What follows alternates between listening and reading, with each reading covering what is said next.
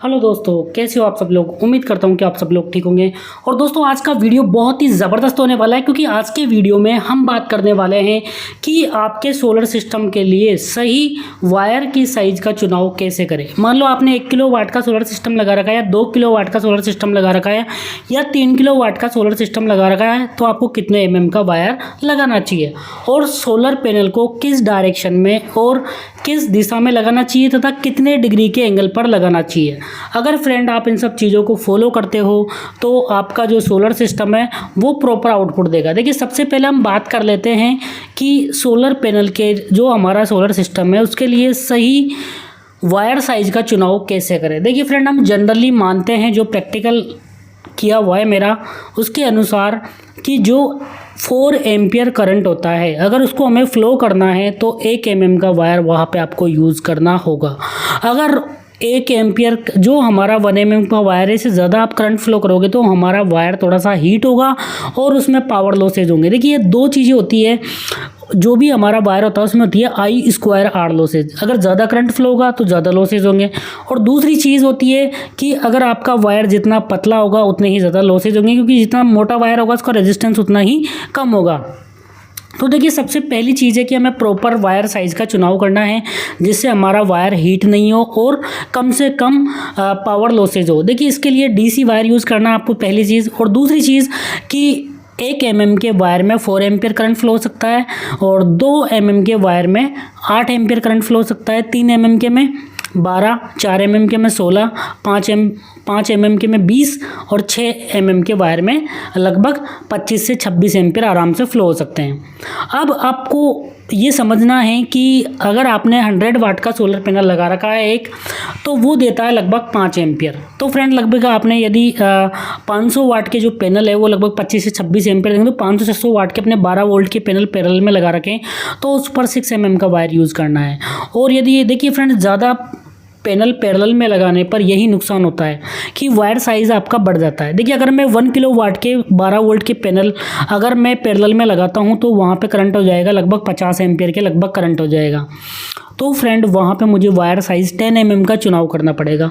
और वही यदि आपने एक एमपीपीटी सोलर चार्ज कंट्रोलर ख़रीद रखा है तो वहाँ पे आप 12 वोल्ट के पैनल 2 सीरीज में लगाओगे, या फिर डायरेक्ट आप सिंगल बैटरी पर भी 24 वोल्ट के सोलर पैनल ही लगाना होगा आपको। तो उस केस में क्या होगा, जब भी वोल्टेज डबल होगा तो करंट क्या हो जाता है, हाफ हो जाता है। जैसे आपने 24 वोल्ट का पैनल लिया तो एक 24 वोल्ट का पैनल केवल 2.5 एम्पियर देता है, जबकि एक आपने यदि 100 वाट का 24 वोल्ट का पैनल केवल 2.5 एम्पियर देगा। और यदि 12 वोल्ट का आपने 100 एम्पियर का पैनल ले लिया, 100 वाट का पैनल ले लिया, तो वो 5 एम्पियर देगा।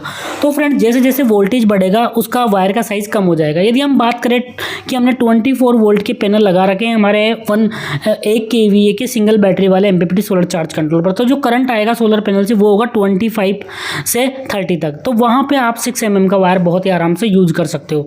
तो फ्रेंड, यही होता है, अगर हम ज़्यादा वोल्टेज ज़्यादा VOC होगी इन्वर्टर के, तो ज़्यादा पैनल सीरीज में लगा पाएंगे। उसका एडवांटेज क्या है, देखो उसका एडवांटेज है कि करंट कम से कम होगा वायर में, जिससे वायर का साइज़ भी कम होगा, साथ में एनर्जी का लॉस जो I² लॉस है, करंट भी कम हो गया और रेजिस्टेंस भी कम हो गया। तो फ्रेंड, दोनों ही आपको फ़ायदे होंगे।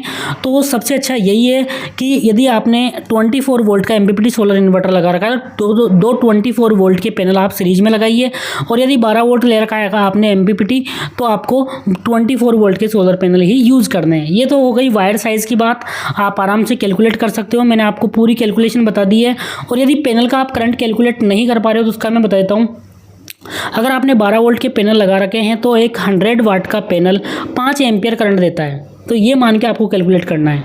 और यदि आपने 24 वोल्ट का पैनल लगा रखा है तो 100 वोल्ट का 24 वोल्ट का पैनल 2.5 एम्पियर देता है। अब आप पूछोगे कि 1 किलोवाट का सोलर सिस्टम में 12 वोल्ट के पैनल पैरेलल में लगे हुए हैं तो 50 एम्पियर देगा, और 24 वोल्ट के लगे हुए हैं 1 किलोवाट के तो वो देंगे 25 एम्पियर देंगे। तो फ्रेंड, इस प्रकार आप कैलकुलेशन कर सकते हो। और हम बात करें कि सोलर पैनल को किस डायरेक्शन में लगाना चाहिए, तो इसकी मैं आपको बता देता हूँ। आपको कुछ नहीं करना, गूगल पे सर्च करना है जो भी आपका एरिया है। सपोज करो जैसे मैं चंडीगढ़ में हूँ अभी, या फिर मैं टोंक में हूँ, तो मैं सर्च करूँगा कि लैटिट्यूड एंगल ऑफ टोंक या चंडीगढ़, तो वहाँ से आपको आपके एरिया का लैटिट्यूड एंगल मिल जाएगा। अब आपको क्या करना है, जो आपका सोलर पैनल है वो साउथ डायरेक्शन में फेस किया हुआ होना चाहिए। अब एंगल की हम बात करें तो जो भी लैटिट्यूड एंगल है उसमें यदि आपको समर में मैक्सिमम आउटपुट चाहिए गर्मियों में, तो आपको -15 कर देना है। सपोज करो मेरे एरिया का लैटिट्यूड एंगल 30 दिखा रहा है गूगल पे, तो मुझे मेरे सोलर पैनल को 15 डिग्री के एंगल पर लगाना चाहिए गर्मियों में मैक्सिमम आउटपुट लेने के लिए। यदि मुझे सर्दियों में मैक्सिमम आउटपुट लेना है तो मुझे क्या करना पड़ेगा कि जो भी मेरे एरिया का लैटिट्यूड एंगल है उसमें मैं +15 कर दूंगा, कि मतलब कि मैं 45 डिग्री के एंगल पर सोलर पैनल लगाऊंगा।